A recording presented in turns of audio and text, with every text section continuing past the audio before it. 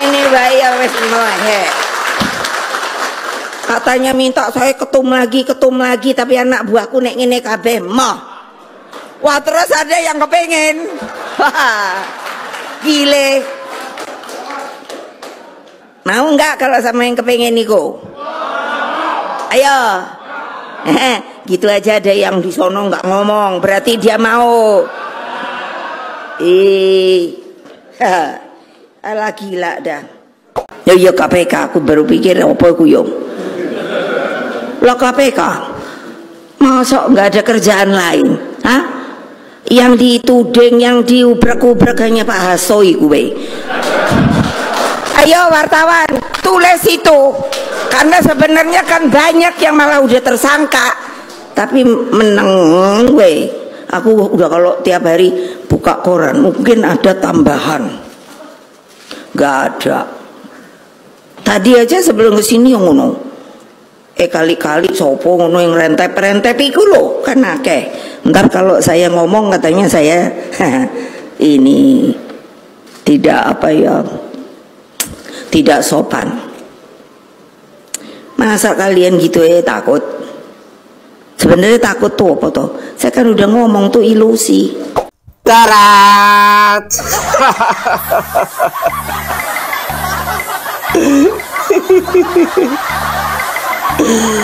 Ibu Megawati Soekarno Putri, tampaknya ketua umum dari PDI Perjuangan ini belum bisa move on. Pertanyaan saya, masih pantaskah seorang Ibu Megawati Soekarno Putri menjadi ketua umum partai? Bagi saya secara pribadi, saya yang adalah rakyat jelata ini, rasa-rasanya tidak elok ketika seorang ketua umum partai mengeluarkan pernyataan-pernyataan provokatif dalam sebuah pidato. Dari cuplikan video tadi, kelihatannya Ibu Megawati ini yang adalah ketua umum partai, dia sesungguhnya juga mengetahui pelaku-pelaku koruptor yang ada di bangsa ini. Tetapi yang menjadi kebingungan saya, kenapa seorang Ibu Megawati tidak berani untuk mengungkapkan siapa kira-kira para pelaku koruptor itu? Ketika seorang Ibu Megawati dia memilih untuk berdiam diri, lalu dia cuma nyerempet sana, nyerempet sini, singgung sana, singgung sini, apakah hal itu akan menyelesaikan semua persoalan, semua permasalahan tentang para koruptor yang ada di bangsa ini?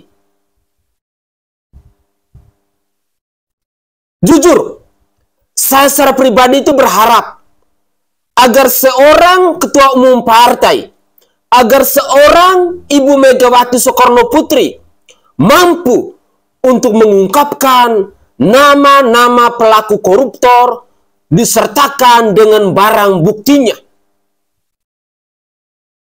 Kalau cuma nyinyir sana, nyinyir sini, ngoceh sana, ngoceh sini, sindir sana, sindir sini, saya yang adalah rakyat jelata ini pun bisa lakukan hal yang serupa.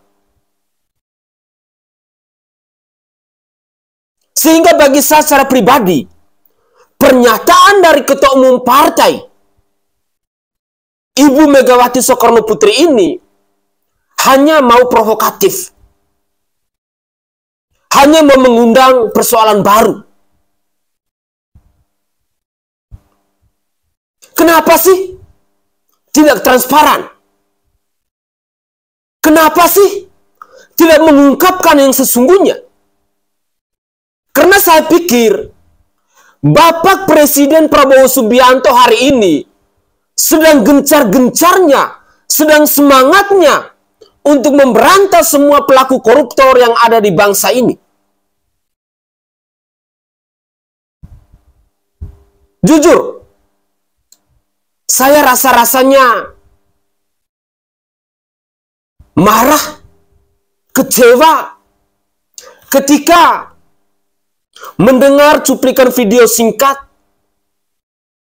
dari Ibu Megawati Soekarno Putri yang adalah seorang ketua umum partai ini, yang tampaknya hanya mau menggali persoalan baru, membuat kegaduhan di tengah masyarakat Indonesia, yang pada akhirnya masyarakat pun akan berspekulasi liar, kira-kira siapa lagi pelaku-pelaku koruptor yang ada di bangsa ini.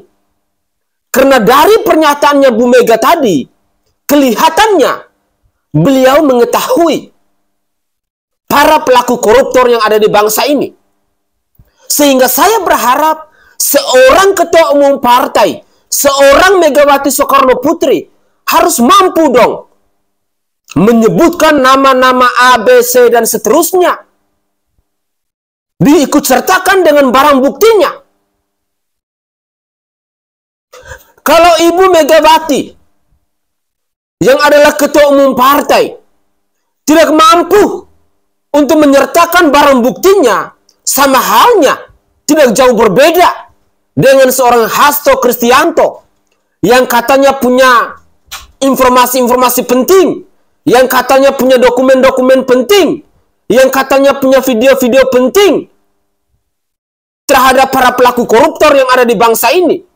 Tetapi sampai detik ini pun, itu semua belum dibukti nyatakan, belum dipublikasikan. Pemirsa, jujur, saya secara pribadi memang tidak suka narasi-narasi yang sifatnya hanya mengundang, yang hanya mau menimbulkan polemik-polemik baru di tengah masyarakat. Apalagi narasi-narasi yang datangnya dari para public figure, dari tokoh-tokoh politik yang ada di bangsa ini. Ayo dong Bu Megawati Soekarno Putri, kalau Ibu memang benar-benar mau membela rakyat Indonesia, kalau Ibu benar-benar mau membela kepada kita rakyat kecil, kepada kita wong cilik, sebutlah nama-nama pelaku korupsi itu. Sertakanlah semua bukti-bukti para pelaku koruptor itu. Karena itu yang pasti ditunggu-tunggu oleh masyarakat Indonesia. Karena itu yang pasti akan didukung oleh masyarakat Indonesia. Sekali lagi saya tegaskan bahwa kalau hanya mau berkoar-koar, saya sebagai rakyat jelata pun bisa suarakan seperti itu.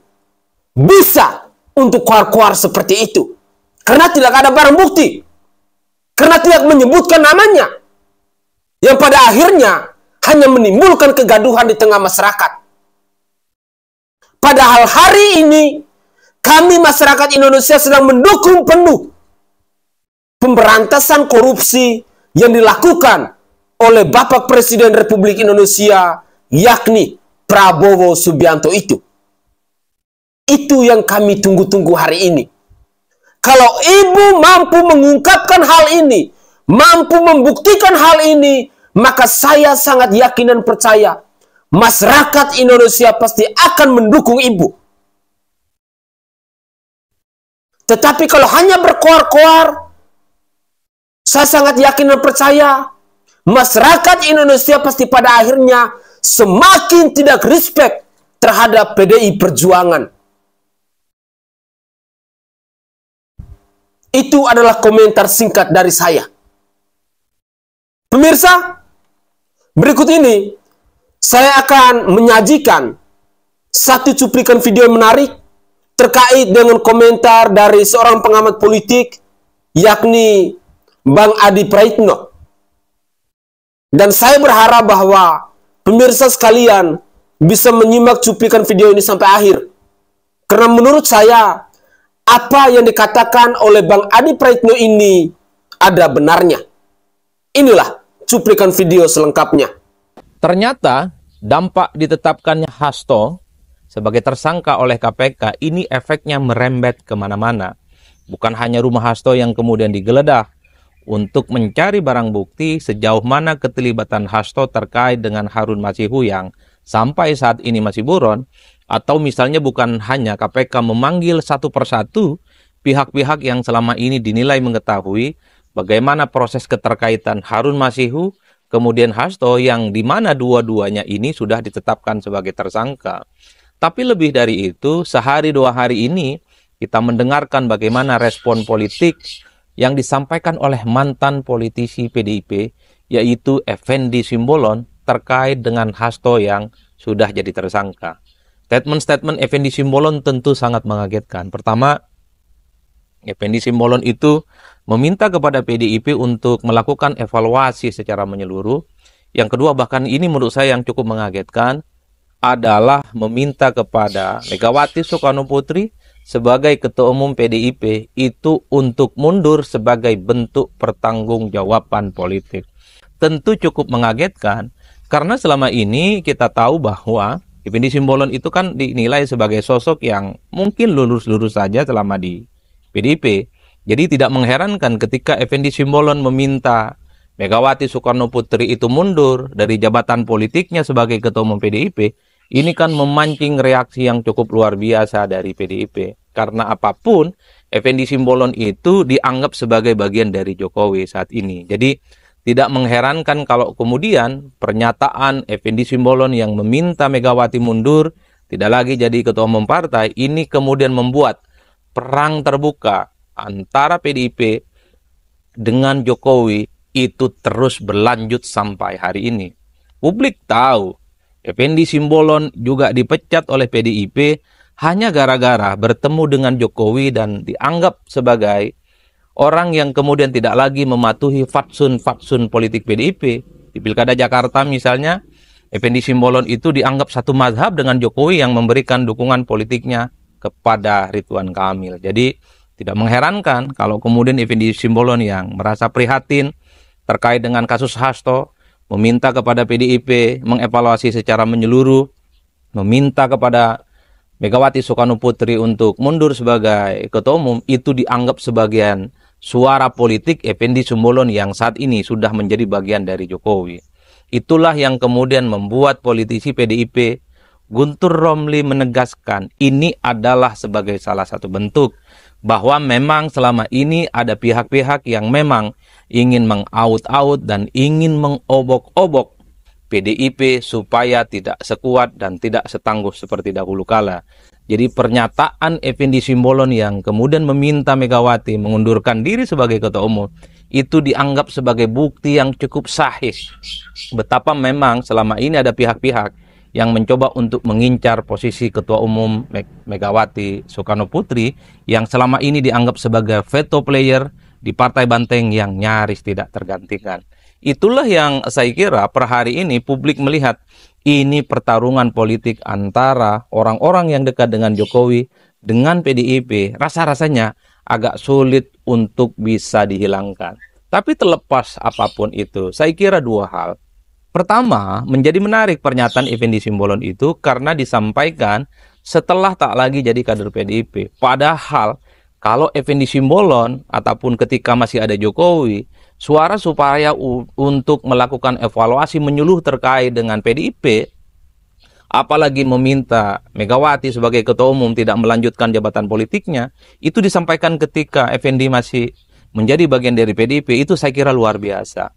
Karena apapun partai itu pastinya butuh koreksi, butuh reorganisasi, yang paling penting adalah mematangkan strategi untuk menghadapi persaingan-persaingan politik yang semakin kencengit dan semakin luar biasa. Itulah yang kemudian cukup disayangkan. Andai pernyataan Effendi Simbolon itu disampaikan ketika dirinya masih sebagai kader PDIP, saya kira itu akan mantap. Jadi ini akan dianggap sebagai suara internal partai, suara kader-kader yang ada keinginan untuk melakukan regenerasi kepemimpinan di level Ketua Umum. Sayangnya, Effendi menyatakan Megawati itu mundur setelah tak lagi jadi kader PDIP. Wajar kalau kemudian dianggap oleh Guntur Romli sebagai bagian dari barisan sakit hati, dianggap sebagai outsider, dianggap sebagai orang yang sudah menjadi pecatan dari partai, yang wajar kalau kemudian suara-suaranya itu sumbang selalu dialamatkan ke PDIP.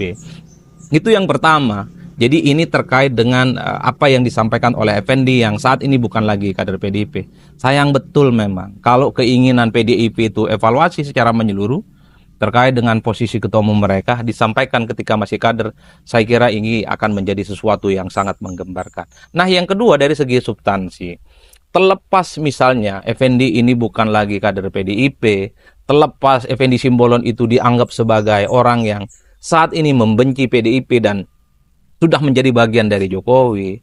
Yang kedua yang paling penting adalah secara substansi. Karena apapun, yang paling penting adalah bagaimana PDIP itu melakukan evaluasi secara menyeluruh. Tentu untuk menghadapi kompetisi politik 2029 dan di masa-masa yang akan datang. Di 2024 ini sebagai guidance bagi saya, di mana PDIP itu harus diakui memang cukup tidak terlampau menjanjikan perjuangan politiknya.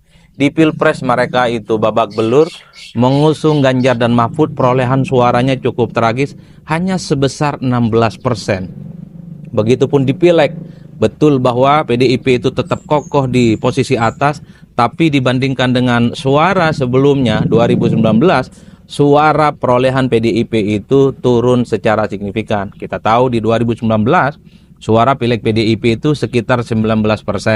Di 2024 kali ini hanya sebatas 16%. Wajar kalau kemudian di 2024 ini banyak yang mengatakan PDIP itu seperti pemenang tanpa mahkota.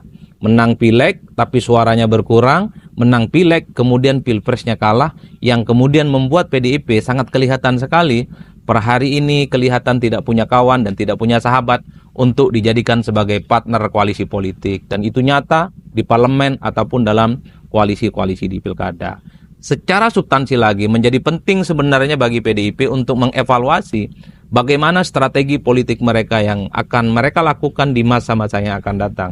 Mengingat mereka lagi tidak punya figur kunci seperti Jokowi yang kemudian mengantarkan mereka sebagai partai yang memenangkan Pilpres 2 kali berturut-turut. Tapi yang paling penting, bagaimana regenerasi kepemimpinan di posisi ketua umum, bagaimana soal bangunan isu politik, termasuk strategi-strategi komunikasi keluar, itu juga menjadi penting bagi PDIP untuk dievaluasi. Per hari ini misalnya, persoalan apakah Megawati tetap akan dilanjutkan sebagai ketua umum ataupun tidak, itu tetap menjadi perbincangan, bukan hanya di internal PDIP mungkin ya, tapi juga di kalangan eksternal.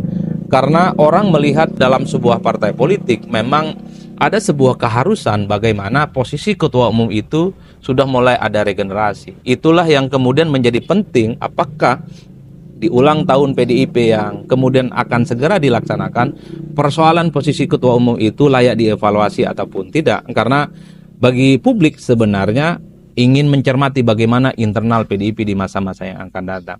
Termasuk misalnya soal strategi komunikasi politik. Ya. Apakah di tengah posisi politik PDIP yang hari ini kalah Pilpres, kemudian suaranya tidak signifikan, kira-kira begitu di sejumlah pilkada, dan kelihatan sekali tidak ada partai politik mau berteman dengan PDIP, narasi-narasi politik yang dikembangkan itu tetap agresif ataupun lunak. Kalau melihat PDIP hari ini, terutama PDIP faksi Hasto, tentu adalah PDIP yang cukup kritis, PDIP yang sangat agresif memberikan serangan-serangan politik bukan hanya kepada Jokowi, tapi terkait dengan kebijakan politik pemerintahannya Prabowo salah satunya. Berbagai isu, berbagai diskursus yang saya kira di mana posisi PDIP itu kan cukup menyalak ya sebagai partai politik yang berada di luar kekuasaan politik. Ini tentu sangat layak dievaluasi karena pada saat yang bersamaan kita juga tahu faksi internal PDIP seperti faksi Puan Maharani ini kan sangat soft, relatif konsolidatif, dan relatif ingin berpartner dengan kubu pemerintah. Puan misalnya dengan para pendukungnya, dengan para loyalis-loyalisnya, dalam statement-statement politiknya, ini 1000% berbeda dengan kubu Hasto yang selama ini cukup galak ya.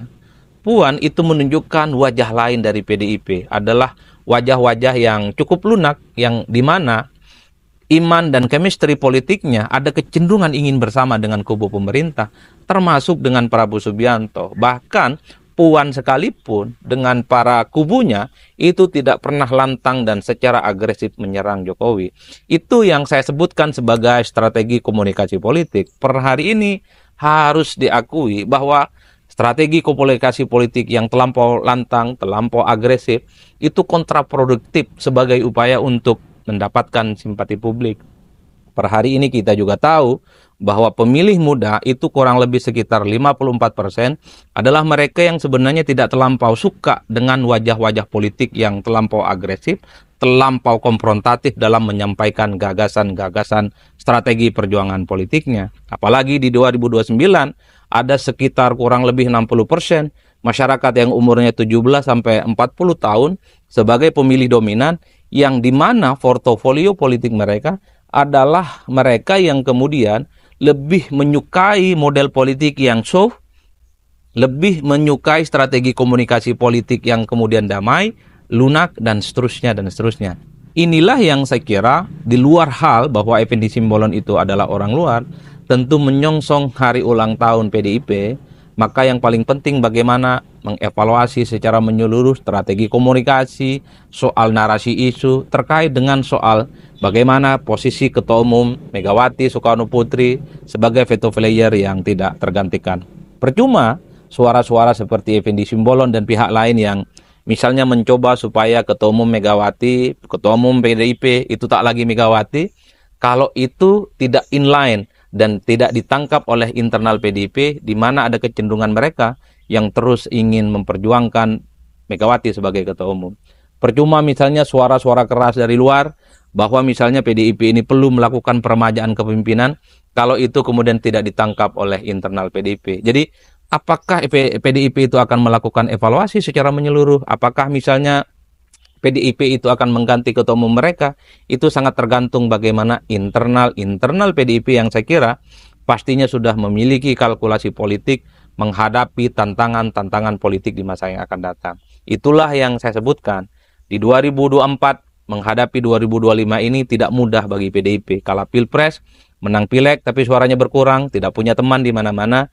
Itulah yang kemudian pernyataan Effendi Simbolon menjadi relevan, di mana PDIP sangat perlu untuk melakukan evaluasi secara menyeluruh terkait dengan strategi politik, termasuk posisi ketua umum mereka yang selama ini nyaris tidak pernah tergantikan. Itulah yang saya kira menjadi menarik belakangan ini ketika Effendi meminta Megawati mundur. Itu adalah amunisi baru perang terbuka antara orang-orang yang dinilai dekat dengan Jokowi dengan PDIP. Apalagi Effendi Simbolon mengatakan partai itu bukan partai perseorangan. Satu kalimat yang juga sempat disampaikan oleh Jokowi, bahwa Pak Jokowi ketika ditanya mau ikut partai politik apapun, kata Jokowi partai perseorangan. Itu kan adalah kalimat yang duplikat untuk sebenarnya memberikan kritik bahwa selama ini PDIP itu kan the one and only, nyaris tidak pernah tergantikan, sosok tunggalnya adalah Megawati Soekarno Putri. Wajar kalau kemudian pernyataan Effendi Simbolon ini memancing kegaduhan, tawuran opini tidak berkesudahan lagi antara PDIP dengan orang-orang yang dinilai menjadi bagian dari Jokowi. Saya kira di situ. Oke guys, menarik ketika kita menyimak penjelasan atau komentar yang disampaikan oleh seorang pengamat politik yang bernama Bang Adi Praitno ini. Yang menjadi pertanyaan pokok untuk kita semua, masih pantaskah seorang Ibu Megawati Soekarno Putri itu menjadi ketua umum partai dari PDI Perjuangan? Jikalau tidak, kira-kira siapa sosok penggantinya?